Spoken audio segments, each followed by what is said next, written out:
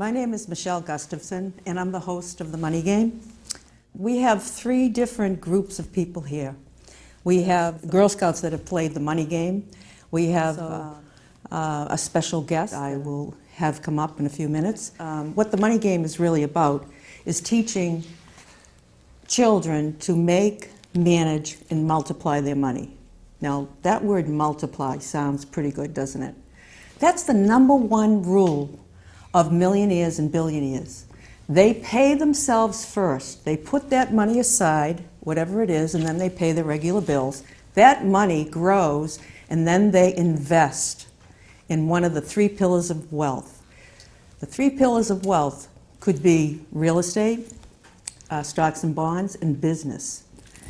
And so it's something to think about when you start saving your money, to have a fund to invest. The Girl Scouts, we have the Foxborough and the Mansfield Girl Scouts here. And 2012 was their 100th anniversary. It was very exciting. I was coming out of Shaw's in Sharon, and I saw the Sharon Girl Scouts selling cookies. And I just walked up and bought some cookies, and I just said, what are you doing for your 100th anniversary? And they said, the theme is, across all of the state, what a cookie can do for you. And I said, oh, what does that mean? And they said, well, we're going to get to interview an entrepreneur. I said, wow, that is great. So I thought to myself, the Foxborough girls are going to have to do this. The Mansfield girls are going to have to do this. Maybe the Canton, maybe some Norton Girl Scouts. So we have a very special guest today, Cindi Haddad-Drew. Hey, Michelle. How are you? Good. Hi, girls. Before we go on, I wanted to ask you about Founders Day. I know you're the president of the committee. I have the meeting started. Is there going to be anything different this year? Well, first of all, the meetings never stop. Oh, God. So Founders Day is being planned from before we even finish the first year. When we finish our Founders Day last June, we were already planning this year's. This year is our 25th anniversary as doing Founders Day, so we're celebrating our 25th anniversary. It's on June 8th, and we're having our parade, our fireworks. Tell me about the fireworks. I have to stop you there. I know it's your favorite. I love the fireworks. Anything different? Well, do they get bigger and better? Doing maybe something a little bigger this year because of our anniversary. Cindi, this is what I'm talking about. Going back to the Girl Scouts and their anniversary, when I thought to myself, I need to find an entrepreneur, okay, because that's one of the 3 pillars of wealth, business. And I thought to myself, okay, I know that I want this person to have 5 personality traits. The first one, I want them to be self-fulfilled. Now, watch this clip. It will show that Cindi is definitely self-fulfilled. Now, as I looked in your yearbook, 2 words stuck out, dreams and opportunities. And if you can relate those 2 words from the beginning until now, what was your dream, what were your opportunities, and how did you reach those goals? Well, dreams were things that I wanted to do with my life. Things that I wanted to achieve, and opportunities were the stepping stones that got me to where I am. So, like, I had an opportunity to open my jewelry store, and it kind of fell in my lap at the time. Well, I was 9 months pregnant, and I got a phone call one day saying that the store that's where I'm at now was going to be opening up within 2 weeks, and was I interested in taking that. And I said, well, can you give me the weekend to think about it? I'm going to have a baby in a couple of weeks, so, let me toss it around and think about it. And that was a Friday night, and on Monday morning I called him back and said, yeah, let's do it. The Foxborough Girl Scouts did play the money game. The Mansfield Girl Scouts got a chance to interview. We made a picture story of what we don't want to happen to you, Cindi, while you're repairing a customer's necklace.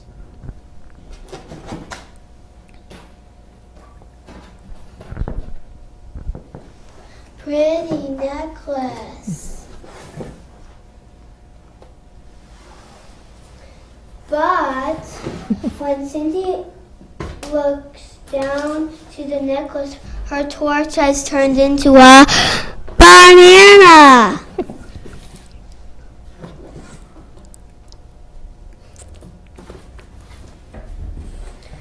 Cindi opens the door to the supply cabinet to get a new torch. Instead. All right, pull that up. She sees But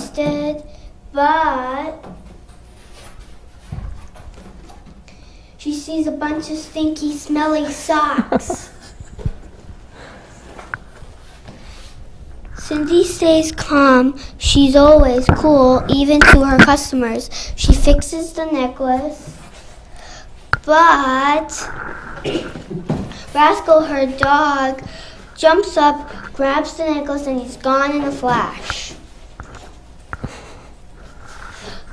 But Rascal's friend Cinnamon makes Rascal bring the necklace back. The end. That's awesome. question. I'm Lulu, and how did you come up with the idea for your business? When I was 16, I started working for someone who had a jewelry store, and I just loved it. So 10 years later, I opened a store.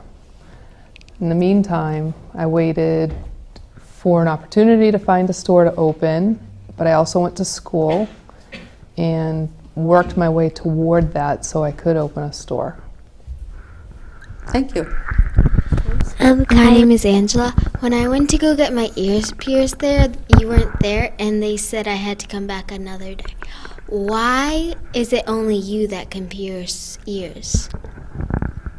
I have tried to train the other girls to pierce ears, but they're a little nervous to do it. They don't want to hurt anybody. But I've also been doing it for 30 years, actually 32. So I've been piercing ears almost every day since then. And I think I'm pretty good at it. I know that I'm recommended by the local pediatricians to do it, so they just let me take care of it. Okay. How old were you when you had your ears pierced? I don't know. I was in 2nd grade. So about 7. What has been your biggest mistake in business? I think it's just making the wrong purchases, buying the wrong jewelry that didn't sell, and so I sat with it and looked at it every day, and it was beautiful in my case, but somebody else didn't think it was as beautiful as I did. So you learned from that. Oh, absolutely. I'm Abby, and what's next for you and your business? Well, I'm hoping to grow my business so that I can sell more diamonds, more engagement rings, and more beautiful diamonds. I've been going to Antwerp lately so I can go to the diamond capital of the world so I can see people cutting the diamonds and picking them out myself. Antwerp is in Europe. It's in Belgium. Belgium. Yes. I'm Lauren, and I wanted to know, who do you go to for your advice in business? Well, I've got a couple of people. First one is the organization IJO, which is Independent Jewelers Organization, and we meet twice a year. We do a lot of seminars and classes. And another one is that I'm learning right now is a guy out in Utah is my mentor. My name's Caroline, and is it hard running your business? It is, but it's worth it. I wouldn't have it another way. The other quality that I think is very important is for the entrepreneur, the business owner, to be tech savvy. Now, not copying everybody. Yeah, you can have your Facebook page, you can have your blog, but you have to personalize it to who you are. And I like the idea. You have Music Fridays. I love that. I know you love music. I know you love jewelry. So there you're covering celebrities, you're covering their jewelry, diplomats, people that just come into the store and have stories to tell how they gave the diamond to become engaged to their girlfriend. You must have lots of stories like that. There's so many amazing different ideas that are out there and the jewelry that they show that is unfathomable for an area like ours. To think that somebody is going out and buying a $2.5 million engagement ring and wearing it without even thinking twice about it. Well, you don't see things like that here. So the last quality, and you have it, is that I wanted them to be, and you are, future focused. Here you are doing commercials in Antwerp, the diamond capital of the world, I guess, right? And I know you've done 1 or 2 commercials. I can't keep up with you. I think you're on your 3rd. Can you talk about that? Oh yeah, absolutely. In Antwerp, we were able to go to the diamond cutters and watch them cut the diamonds right there. We were able to be right over their shoulder watching them and checking that all out. It's such a interesting area of the world to go to. And diamonds can be super small so that they're tinier than your fingernail and then much larger than, you know, your thumbnail, for instance. And the amount of money and the amount of wealth that goes into them. But they start off as a pebble.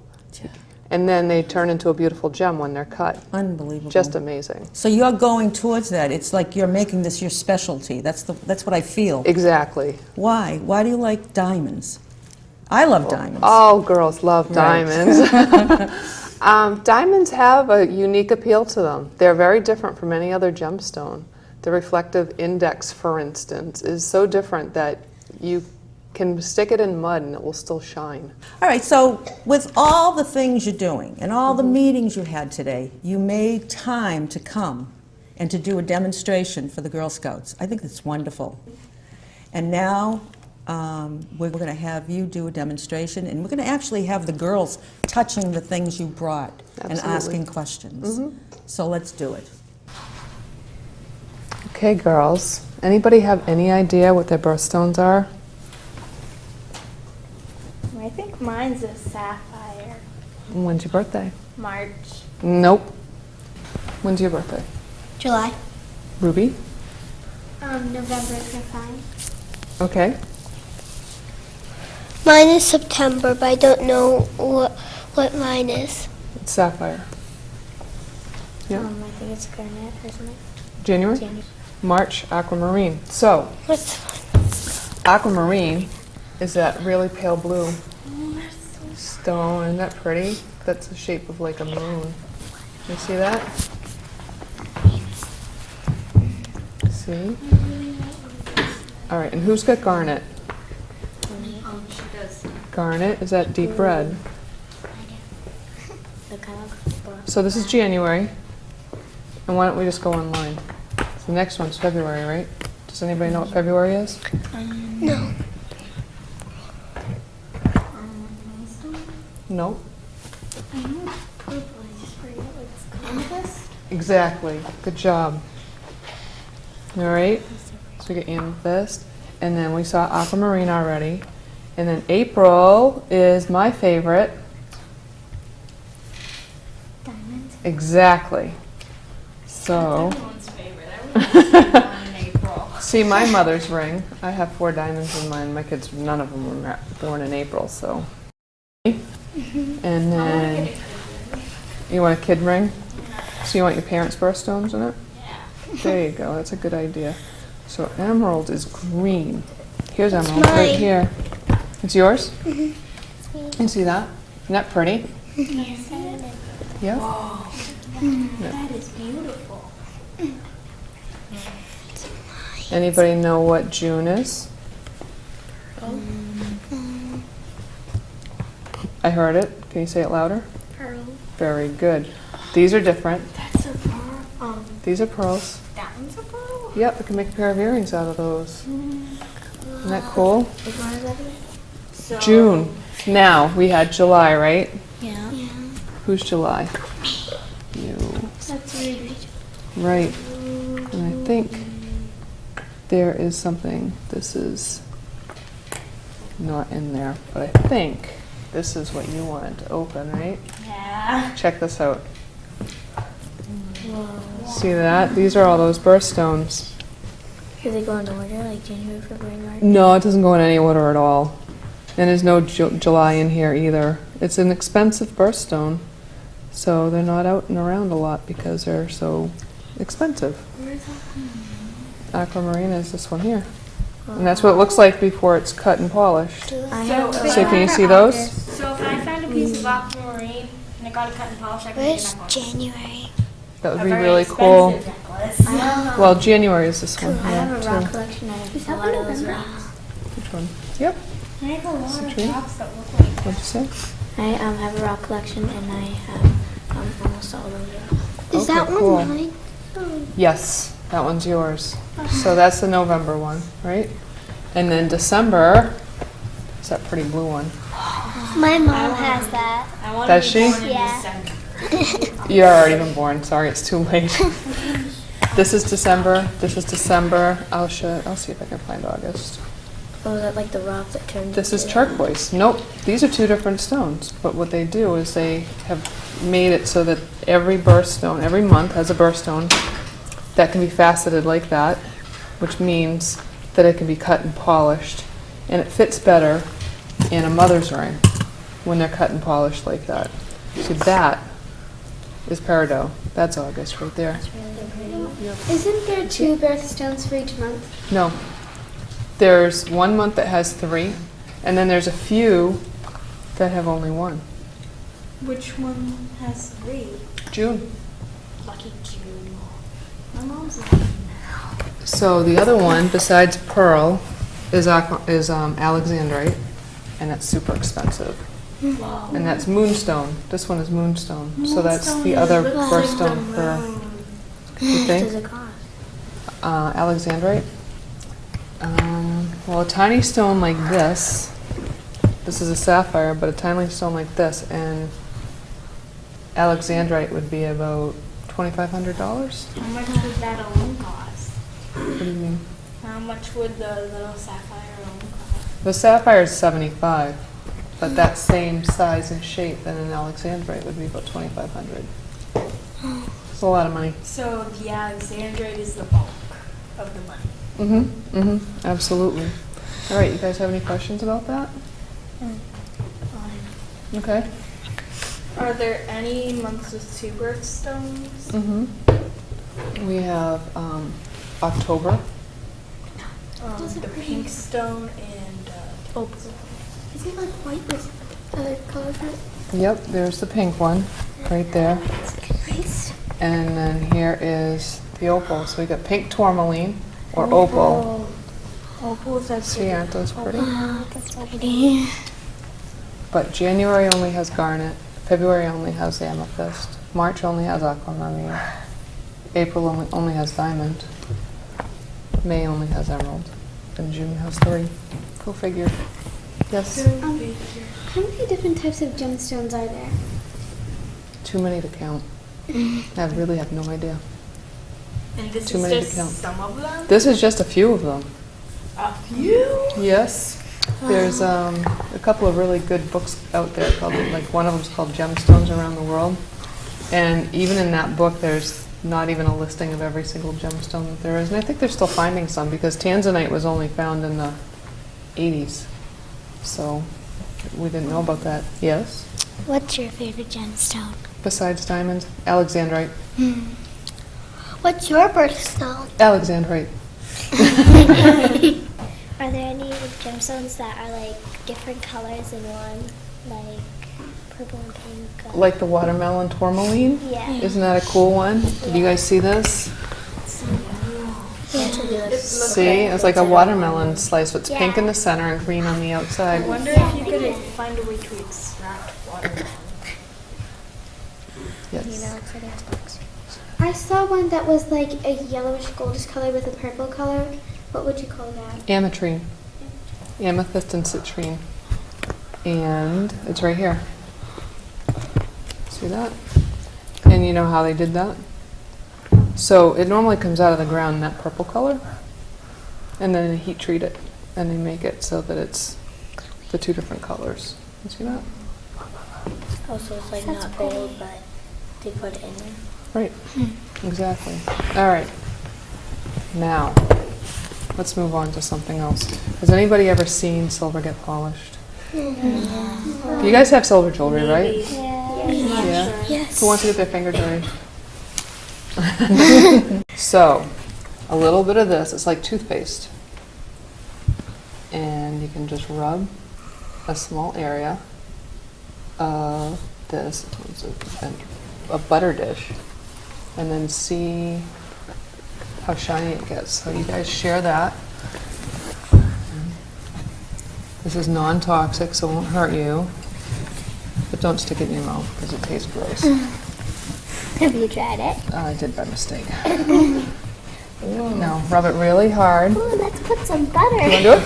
Let's No, it's dirty. Okay, see what it's doing? Wow.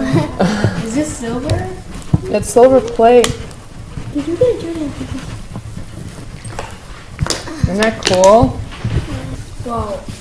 That is pretty. Isn't that cool? This stuff works really, really good on motorcycle parts too, so for any of the guys that might be watching. Yeah. All right, so I do this at the Can we store. do it on the side? Because, people need to have their jewelry cleaned and polished. You didn't get the size. They're doing it now.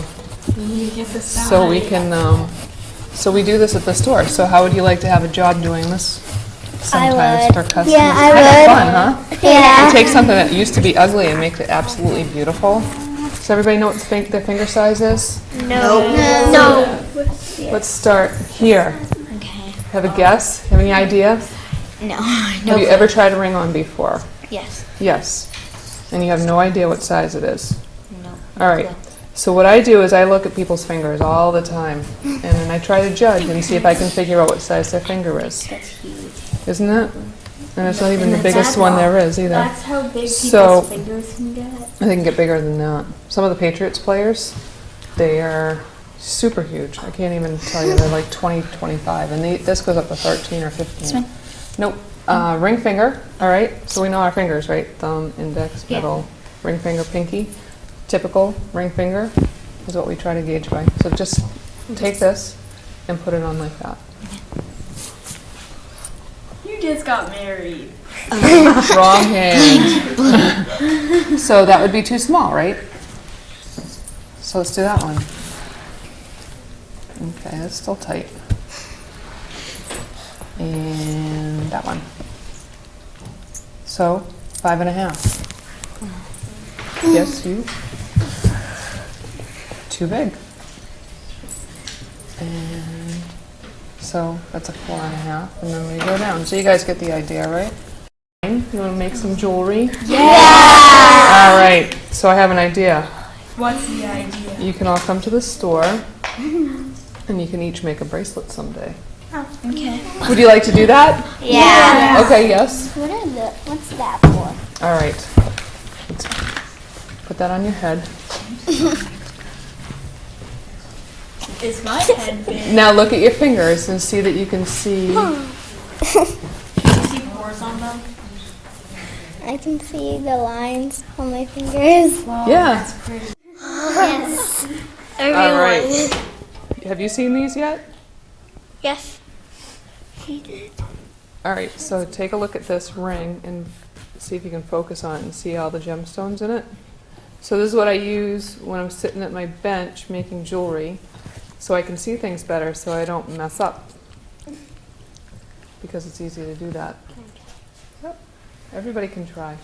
Like if there's a little Here you are. little See all the little prongs that are holding the stone on? And so you want to see 4 prongs for each one. Isn't that cool? Okay, somebody else. You see that? Now if you look at your fingerprint, you'd be able to see the fingerprint a little bit clearer too, so you like that. See? Great for getting splinters out. You see that? Everything's clearer. Yeah, isn't it? And you see it much bigger so that you can see, so you make the ring look like a giant too. You can do that.